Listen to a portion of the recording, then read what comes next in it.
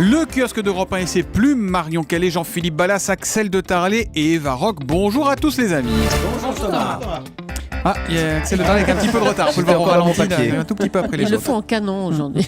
On commence avec vos quotidiens nationaux. On sent comme une envie d'ailleurs dans vos journaux ce matin. Ainsi, Metro News qui fait sa une sur Interstellar, le film de Christopher Nolan qui sort aujourd'hui, Vers l'infini et au-delà. Un voyage qui fait aussi rêver Libération, qui titre Hollywood dans le macrocosmos. Bon, si on baisse les yeux sur la deuxième partie de la une de Libé, l'atterrissage est brutal. Comment l'Europe casse la croissance.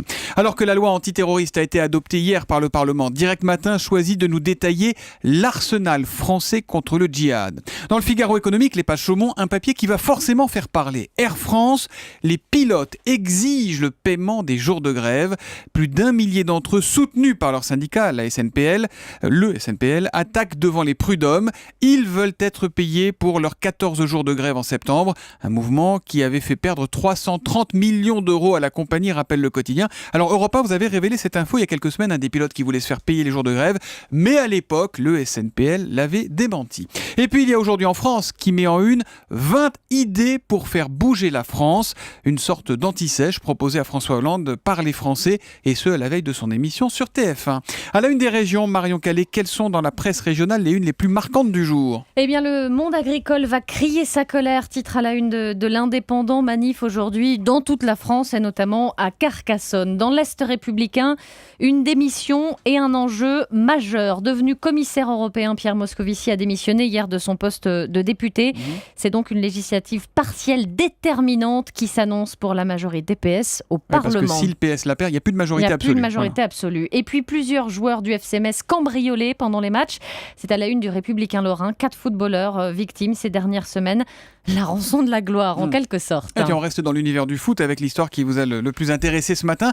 Elle est dans le Midi Libre. D'ailleurs, plus qu'une histoire, c'est un personnage. Oui, son visage rond s'affiche à la une ce matin. Louis Nicolin, Loulou, pour les intimes et pour beaucoup d'ailleurs, rédacteur en chef d'un jour de Midi Libre en ce jour du 40e anniversaire du club de foot de Montpellier, dont il est le président. Et à cette occasion, le patron d'un jour du quotidien a décroché une interview de Gérard Depardieu, son grand copain, en Bulgarie, au moment du coup de téléphone sur un tournage. Tu vas rire, dit-il. Mon partenaire principal est un petit cochon. Ça, c'est Depardieu qui parle. C'est Depardieu qui parle. Et Loulou Nicolin de lui répondre, tu l'as pas becté au moins, tu l'as pas mangé en clair. Ah non, je le préserve. Dialogue surréaliste dans cette interview. Loulou et Gégé. Ouais, Loulou et Gégé, avec Gégé d'ailleurs, qui dit tout son amour de Montpellier. Une ville, je cite, qui a des couilles. Et cette question... C'est bien lui alors. C'est bien lui. Et ton ami Poutine, tu me le présentes quand tu veux, répond Gérard Depardieu. J'aime bien cet homme comme moi. Il a été voyou, peut-être, avant, mais lui, au moins, ne fait pas n'importe quoi. Les autres hommes politiques, les nôtres, ils passent leur temps à chercher des idées sur la mondialisation, mais ils n'en ont pas. Voilà, donc Gérard Depardieu et Louis Nicolin qui se parlent, c'est dans le Midi Libre aujourd'hui. La presse internationale avec Jean-Philippe Ballas. Ce matin, on va au Mexique, Jean-Philippe. On vous avait parlé, et vous nous aviez parlé ici de la disparition de 43 étudiants il y a plus d'un mois maintenant. Eh bien, il y a du nouveau. Ouais, je vous rappelle l'histoire en quelques mots. 43 étudiants qui manifestaient dans la ville d'Iguala, c'est au sud du Mexique. Affrontement avec les forces de l'ordre et enlèvement avec la complicité manifeste d'un cartel de la drogue, et depuis, plus aucune trace de ces étudiants. On n'avait plus de nouvelles non plus du maire de la ville et de son épouse, disparus dans la nature quelques jours plus tard, soupçonnés d'être les commanditaires de l'opération, d'être de mèche avec les trafiquants. Pour faire simple, la femme du maire a de la famille côté cartel, 3 frères trafiquants, forcément, ça aide. Eh bien, je vous en parle ce matin parce que ce couple vient d'être arrêté à Mexico. Tous les médias là-bas en parlent, El Universal, la chaîne Televisa, entre autres. C'est une affaire d'État là-bas. Absolument. Alors les autorités le disent haut et fort, c'est une avancée cruciale dans l'enquête. Et la presse, ce matin, de nous brosser le portrait du maire d'Iguala, issu d'un milieu modeste, devenu soudain riche, puissant, arrogant, comme sa femme, qui voulait d'ailleurs lui succéder à la tête de la ville. C'est meilleur pour les affaires. Le tout forcément à coup d'intimidation et de corruption. Les interrogatoires s'annoncent donc poussés avec la police mexicaine. Il faut dire que que pour l'instant, les enquêteurs ont peu voire pas d'indices pour retrouver les 43 étudiants. Je vous avais parlé de fausses communes découvertes dans la région. On n'a pas d'identification formelle pour l'instant.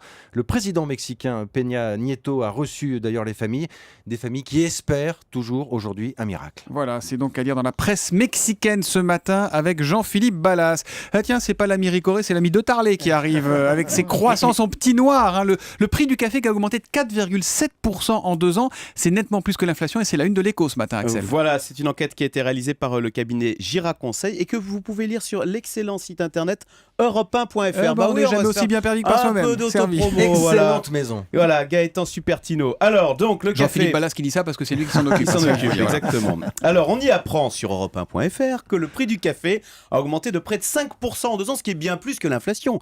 L'inflation qui est de 0,3 sur un an et qui était de 0,9 l'an dernier. Alors, pourquoi est-ce que le café a autant augmenté ? Non pas à cause du prix des matières premières, enfin d'ailleurs, le café, la matière première, ça représente que 10% du prix d'un... Oui, c'est 3 fois rien. Mais c'est quoi le reste alors pourquoi ? Eh ben le reste, c'est, je vais être méchant, c'est Georges Clooney. Non, je plaisante. non, mais ça, c'est la jalousie masculine. Non, il y a de ça, si vous voulez. Avec Nespresso, le café a énormément monté en gamme. D'ailleurs, regardez maintenant, il y a presque un snobisme dans le café. On parle de grands crus, de terroirs, on décrypte ses arômes. Les spécialistes de café se présentent comme des sommeliers. Oui, les sommeliers du café, ils ont adopté les codes du vin. Et c'est vrai que, honnêtement, la qualité du café, et puis il y a Starbucks, vous voyez, là, on vous sert moins des jus de chaussettes maintenant dans les restaurants qu'on pouvait vous servir il y a quelques années. Du coup, ça a un prix et nécessairement, le café a énormément augmenté là où il était peu cher et là où il était parfois de mauvaise qualité. Par exemple, dans les machines à café, du coup, les vendeurs de machines à café ont bien vu qu'il fallait monter en gamme, sinon les gens s'équipaient en espresso. Ici, on a encore une petite marge de progression, si je peux faire passer un message de service. Voilà, bon alors du coup, il va encore augmenter le café. Donc vous voyez le processus. Du coup, dans les machines à café, il a augmenté de 8%. Il a aussi énormément augmenté dans tout ce qui est restauration collective où on vous servait parfois, vous savez, genre à la cantine, un petit peu de jus de chaussette. Là, il a augmenté de 10% en 2 ans. Voilà. Du jus de chaussette, on en trouve encore dans le thermos de Julie. Tous les matins, elle vient avec son thermos de déca. Là, voilà, donc vous voyez tout ça pour dire que Georges Clooney n'est pas totalement irresponsable dans cette hausse du prix du café. Et du coup, je vous ai prévu pour terminer un petit cadeau Sodor. C'est la nouvelle pub Nespresso, vous allez voir. What else?